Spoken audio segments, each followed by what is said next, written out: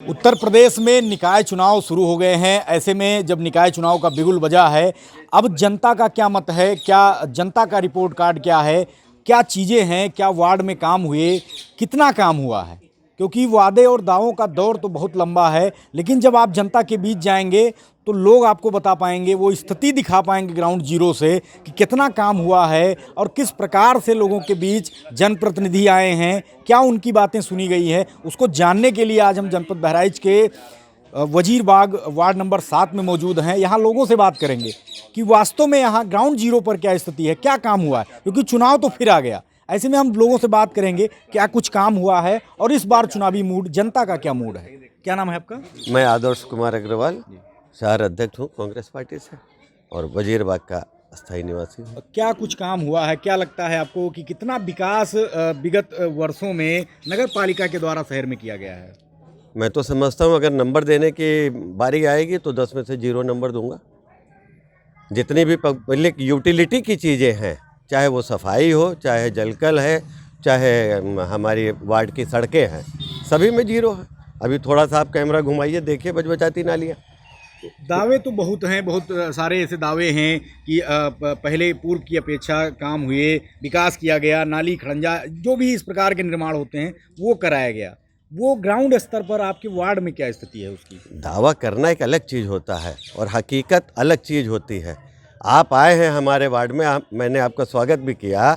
मैं कह तो रहा हूं कि आप हमारे संग पूरा वार्ड घूमिए, थोड़ा हमको दीजिए 10 मिनट का समय और अपने कैमरे को इस वजवती नाली और कूड़ा भराई हुई इस तरफ थोड़ा गौर करके देखिए। तो दावा तो उनका 0 है। नगर पालिका चुनाव आया है, बड़े बड़े दावे करेंगे वोट बैंक के आधार पर जीत हार हो जाती है। न तो मतदाता आज की तारीख में जागरूक होना चाहता है। सबसे बड़ी विडंबना ये भी है, मैं कहूँगा वो ये नहीं देखना चाहता है कि हमारा इंटरेस्ट हमारे लिए कौन बेहतर साबित हो सकता है।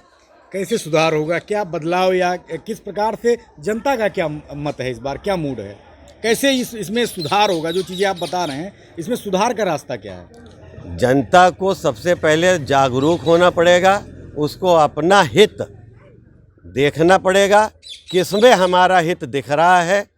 मैं तो फिर वही बात कहूँगा कि जात पात से हटे, पार्टी वाइज से हटे, व्यक्तिगत जब तक नहीं आता है आदमी, जब तक हमारा मतदाता व्यक्तिगत तौर पर आदमियों को चयन नहीं करेगा, तब तक ये हालात मेरी समझ में सुधरने वाले नहीं हैं। कुछ और लोग भी हैं, उनसे भी हम उनका भी मत जानेंगे। क्या नाम है आपका? मेरा अमरनाथ शुक्ला नाम है। क्या लगता है कि चुनाव फिर आ गया, प्रत्याशी आ रहे होंगे आप लोगों के बीच में, सभासद या अध्यक्ष पद के प्रत्याशी, और क्या लगता है कितना काम हुआ विगत वर्षों में? काम के आधार पे देखिए, यहाँ पे काम नहीं सिर्फ पेपर में, जो अखबार में या पेपर में इनका कोरम पूरा है, बाकी आप किसी भी मोहल्ले में एक भी सड़क ऐसी नहीं है जो ऐसी हो कि जिस पे आप बाइक से जाओ और बिना जो है आपकी हड्डी हिले चल लो। इनकी नालियाँ 6-6 महीने सफाई नहीं करवा पाएंगे। सिस्टम क्या है कि ये पहले रोड बनाते हैं और उसको 1 महीने बाद उस पर बिजली विभाग या जलकल आके उसको खोदता है। तो इनके पास तो मैनेजमेंट ही नहीं है कि हमें काम कैसे करना है। पहले खुदाई होकर पाइप पड़ना चाहिए कि पहले रोड बनानी चाहिए। पहले रोड बनाते हैं, फिर उसको खोदी जाती है, फिर पाइप पड़ता है। तो ये सिर्फ पैसे की बर्बादी करते हैं। सरकारी धन का पूरी तरीके से दुरुपयोग अगर देखना है तो बहराइच नगर पालिका इसके लिए सबसे जीता जागता उदाहरण आपको है। जितना सरकारी धन का दुरुपयोग होना चाहिए, बहुत बेहतरीन तरीके से दुरुपयोग धन का सरकारी होता है।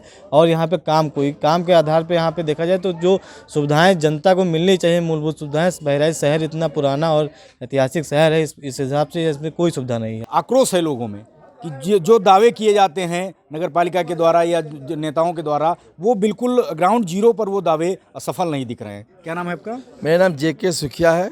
मैं वार्ड नंबर 7 का फतेहपुर का निवासी हूँ। इतनी गांधी स्कूल से डालमिया धर्मशाला तक बड़ी VIP रोड है। धर्मशाला हर अधिकारी यहाँ पर आते हैं, वहाँ पर कोई विद्युत व्यवस्था नहीं है। गांधी स्कूल से लेकर के रामेश्वरम तक एक लाइट नहीं है और दोनों तरफ गाड़ियों लग जाती हैं, 4 पहिया, और बीच में छोटा जानवर है। कई घटनाएं घट चुकी हैं, हम लोगों ने बहुत प्रयास करके कोई सुनवाई नहीं हुई।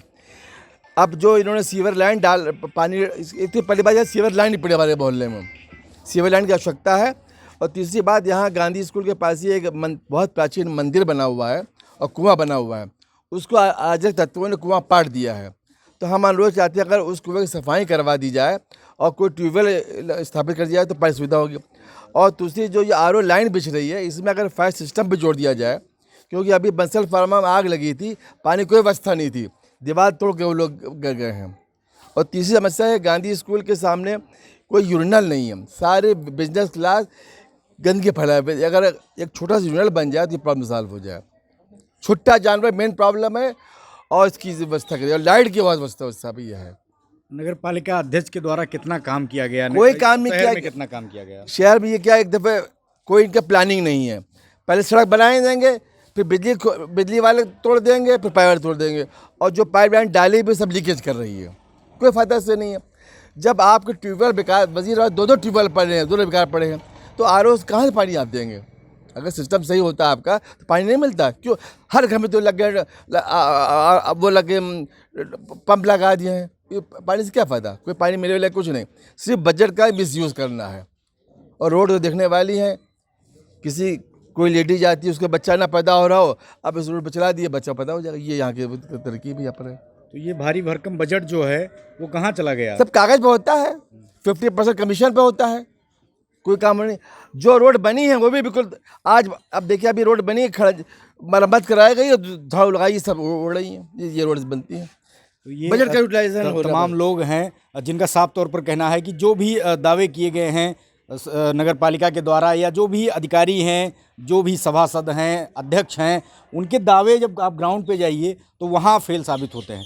आप देख सकते हैं कि जिस प्रकार से यहाँ देखने में भी आ रहा है कि साफ़ सफाई का आलम और नालियों का, क्योंकि नगर पालिका का विशेष काम जो होता है वो शहर के अंदर जो सकरी गलियाँ होती हैं वहाँ रास्तों का और नालियों का विशेष निर्माण कराया जाता है कि वहाँ से सुगमता से आदमी निकल पाए, पानी उसको शुद्ध मिल पाए, साफ़ पानी मिल पाए। बहुत सारी चुनौतियाँ हैं, कैसे निपटा जाएगा इन चुनौतियों से? चूँकि जनता देवतुल्य होती है, और मैं अजय शर्मा हूँ। मैं बहराइच में नगर पालिका अध्यक्ष के प्रत्याशी के रूप में जनता के बीच निकल चुका हूँ। आप देख रहे हैं मैं तमाम वार्डों की तरफ निकला हूँ और वार्डों में लोगों से मिलने का प्रयास कर रहा हूँ। और जो हमारी विचारधारा है, हम बहराइच को इंदौर से बेहतर बनाने की प्लानिंग कर रहे हैं। बहराइच में हर वार्ड में जन सुविधाओं की जनता अदालत लगाने का हमारा प्लान है। इसके साथ साथ हेल्थ पोस्ट होगा, लाइब्रेरीज को बेहतर किया जाएगा। आपने देखा होगा नगर पालिका यहाँ किस तरीके से उजड़ा चमन लगती है। हम आपको इस पे रोकना चाहेंगे। पहले लाइब्रेरी देखने से पहले आप नालियों को देखिए। इन नालियों में क्या दुरुस्तीकरण होगा? यहाँ अगर सफाई कर्मी नियमित आते होंगे, हम आपको दिखा रहे हैं, ये नालियाँ देखिए पटी हुई हैं। पाइप जो पड़ा हुआ इसके लिए क्या कुछ मेगा प्लान करना पड़ेगा? इन पाइपों, इन नालियों को देखिए आप, इसकी स्थिति देखिए, क्या विकास हुआ, कहाँ चला गया विकास? निश्चित रूप से हमारे बहराइच में चूँकि जो इसका इंफ्रास्ट्रक्चर है वो अभी बेहतर नहीं किया गया है। हमारी प्लानिंग ये है कि बहराइच की जो ये नालियाँ हैं इसकी सफाई के लिए एक तो सफाई कर्मियों की तैनाती बढ़ाई जाएगी। हर वार्ड में बाकायदा टीम बनाकर 34 वार्ड में सफाई कर्मियों को बेहतर ढंग से उनके नंबर्स भी लिखे जाएंगे वार्डों के अंदर। न सिर्फ यही प्लानिंग है, उसके साथ साथ कुछ ऐसे इलाके हैं जहां पानी भर जाता है, डुबाऊ क्षेत्र होता है, वहां पर सीवर लाइन लगाने का भी हमारा प्लान है। हम बड़ी कार्य योजना लेकर चल रहे हैं और उत्तर प्रदेश सरकार से एक बड़े बजट के माध्यम से ला करके बहराइच शहर को बेहतर बनाने की हमारी प्लानिंग है। क्योंकि जनता अदालत जन सुविधाओं की अदालत होने जा रही है और जनता के बीच से समस्याओं को निकालकर उसका निराकरण कैसे किया जाए, क्योंकि हर वार्ड की समस्याएं अलग होती है। हर वार्ड की एक अलग प्लानिंग होगी, पूरे शहर की जो एक नई प्लानिंग निकल कर आएगी। क्योंकि जब 34 वार्ड की प्लानिंग होगी वो अलग अलग तरीके की होगी, सबकी समस्याएं अलग है। कहीं जल भराव है, कहीं नाली की समस्या है, कहीं खड़ंजे हैं, कहीं सड़क खोद कर पाटी जा रही है। तो ऐसी चीज़ों का माइक्रो प्लान बनाया जाएगा। एक बेहतर माइक्रो प्लान के माध्यम से बहराइच एक मॉडल शहर बनने की ओर आगे बढ़ेगा। जी, तो आप देख सकते हैं जिस प्रकार से अब लोगों के बीच जाकर अपनी बात रख रहे हैं और लोगों को बताने का जो तरीका है, क्योंकि आप जानते होंगे कि इंदौर जो है वो सबसे स्वच्छ शहर है और वहाँ से जब आप उसको कंपेयर करेंगे, देखेंगे कि अगर उसके जैसा हम अपने शहर को बना पाएँ तो बेहतर होगा। लेकिन अभी की जो स्थिति है वो साफ तौर पर है कि नालियों की जो स्थिति है, जो रोडों की स्थिति है, छुट्टा जानवर सांड अगर गली में सकरे रास्तों पर अगर घूम रहे हैं, छोटे बच्चे उन सकरी गलियों में घूमते हैं, क्या कुछ बड़ा हादसा हो सकता है। कितनी सजग है नगर पालिका, क्योंकि उसके पास बजट भी है और कर्मचारी भी हैं, लेकिन वो बजट कहाँ जा रहा है, वो कर्मचारी कहाँ जा रहे हैं, कहाँ काम कर रहे हैं, ये क्लियर नहीं है। ऐसे में बड़ा सवाल है कि अब बदलाव होगा और किस प्रकार से बदलाव होगा।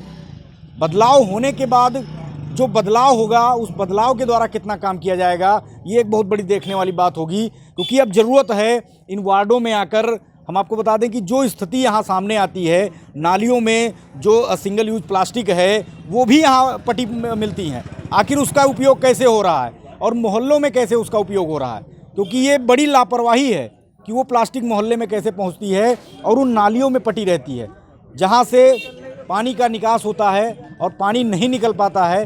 तो ये बड़ा सवाल है कि किस प्रकार से अब जो प्रोजेक्ट है आगे, जैसा कि आप बता रहे हैं कि अध्यक्ष प्रत्याशी के रूप में किस प्रकार से आगे अगर चुने जाते हैं तो प्लान क्या रहेगा, कैसे काम करना पड़ेगा, क्योंकि तभी इंदौर से बहराइच की परिकल्पना की जा सकती है। चंदन शुक्ला, बहराइच।